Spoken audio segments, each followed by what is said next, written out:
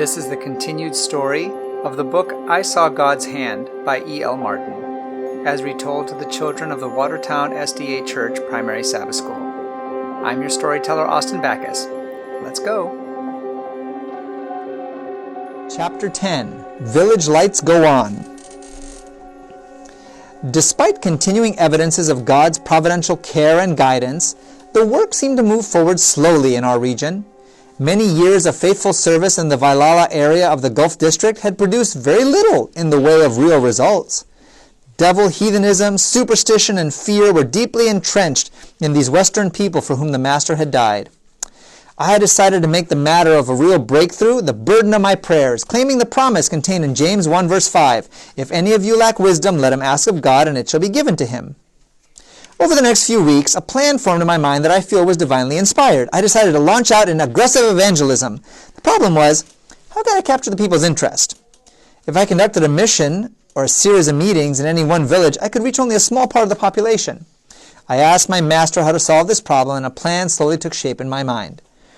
Deciding upon 10 or 12 villages that had an average of 50 or 60 inhabitants living in each village, I took my camera and I snapped about 24 color pictures in each village, showing groups of old men sitting in council, groups of youth or children, mothers feeding their babies, or girls and boys playing by the seashore. I tried to take these pictures without the villagers knowing what I was doing.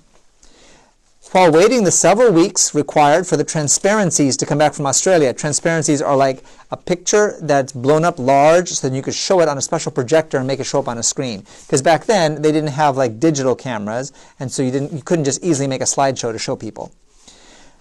So while waiting the several weeks required for those to come back from Australia, I spent every spare minute preparing studies best suited to the Papuans. I whittled my studies down to about 16 sermons. I felt I could present these over 3 days with 5 or 6 sermons a day. My next move was to send for my 15 outstation teachers, including some ordained men. In practically every case, these men had worked for years without any tangible results. We arrived at our first coastal village late one afternoon, carrying with us sufficient food for 3 days, a car battery, projector and screen, and a pressure light. The car battery was for operating the projector. After dark, we put the first picture up on the screen. This was a picture taken in that particular village. The impact was fantastic. People poured out of their darkened houses to see themselves on the screen for the first time.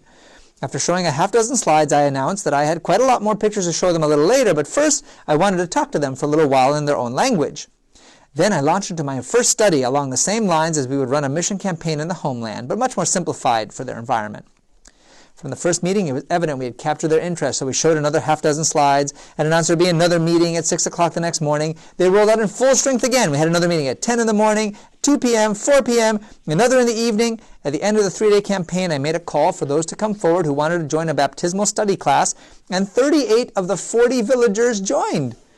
I left one of my teachers with them to carry the interest through to fruition. Then we went on to another village, and another, until finally we moved on to Avaki'S home village. Avaki was the boy who was the son of the devil priest.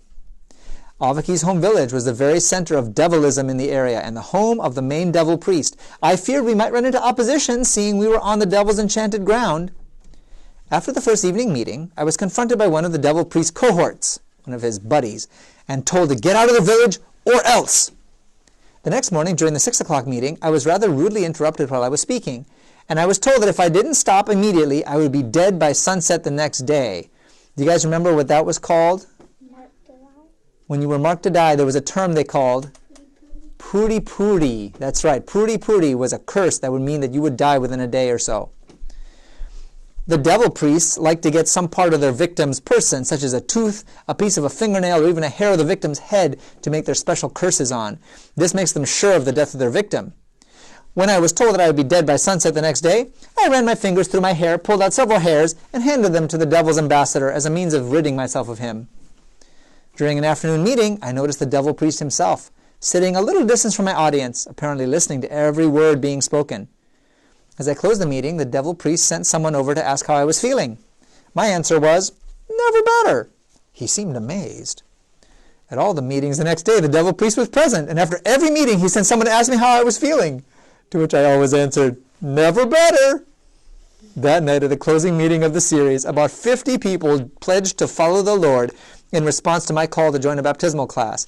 And imagine my joy when I saw the devil priest himself make his way down to where I was standing. He handed me a small woven bag, that contained all his devil charms. The old fellow, in a breaking voice, asked how I was feeling. Again I answered, "Never better." Chokingly he said, "Master, I have tried everything I know of to puri you, but nothing has worked. The God you serve is stronger than the God I serve. I want to follow your God."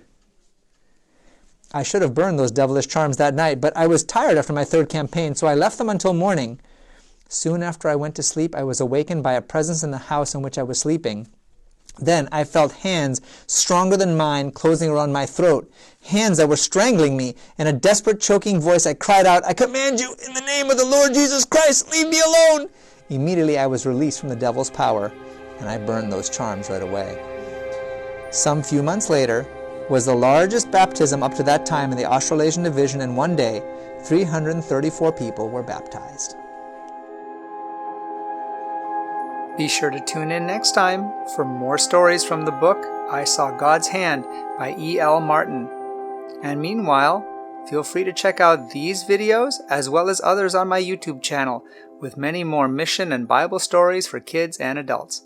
God bless you.